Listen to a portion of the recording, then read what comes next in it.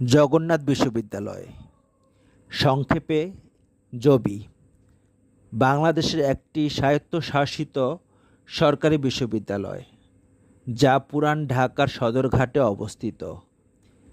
এটি মূলত 1858 সালে ঢাকা ব্রাহ্ম স্কুল হিসেবে প্রতিষ্ঠিত হয়েছিল এবং পরবর্তীতে জগন্নাথ কলেজ নামে পরিচিত হয়।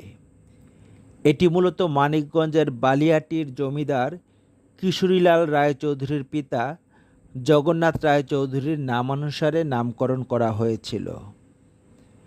2005 সালে এটি একটি পূর্ণাঙ্গ বিশ্ববিদ্যালয়ে রূপান্তরিত হয়। বর্তমানে জগন্নাথ বিশ্ববিদ্যালয়ে 7টি অনুষদ, 2টি ইনস্টিটিউট এবং 38টি বিভাগ রয়েছে। এটি একটি গবেষণাধর্মী বিশ্ববিদ্যালয়।